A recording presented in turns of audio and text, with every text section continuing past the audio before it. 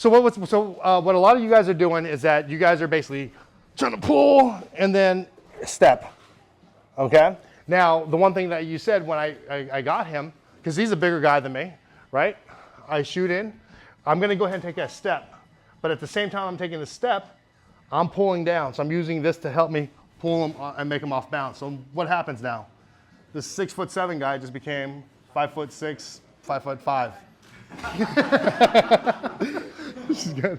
So I'm gonna be up on my toes, and then because my hand is up, all I need to do really is what? Just drop it.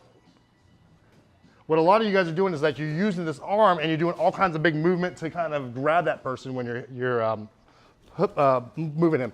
I basically shoot straight in, I step, I get him off balance, and I lock it.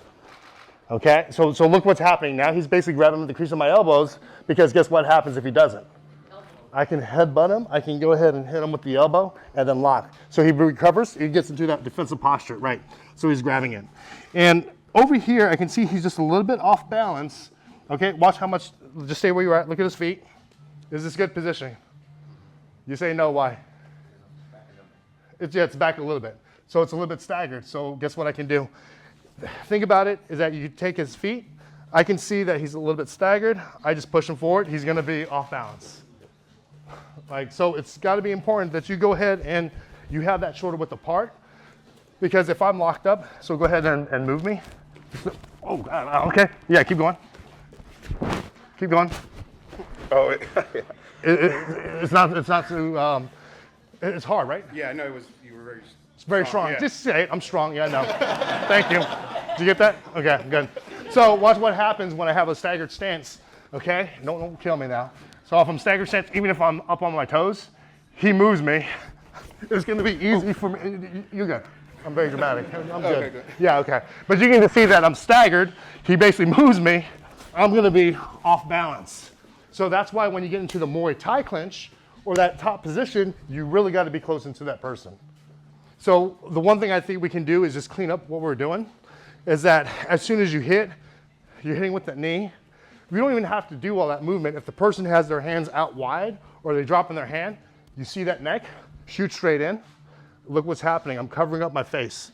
And you can see that I'm using the mirrors just to check myself as I'm doing it. I'm up on my toes. You gotta take that step.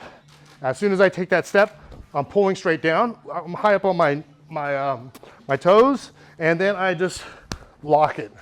Person should recover if they know what they're doing. I mean, seriously. So right over here, so if he's basically just, you can lock my arm, boom, right over here. Once I step, and guess what happens? I pull.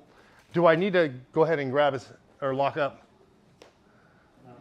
No, I can go ahead and just hit with the elbows, boom, right, boom. And then he doesn't like it, he moves in closer to me. Then I can go ahead and lock up. Does that make sense? Yeah.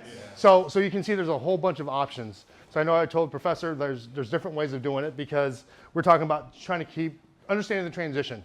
So like a good Muay Thai fighter, they have, if they're throwing punches, they can be both in a Muay Thai stance and then also a boxing stance, correct?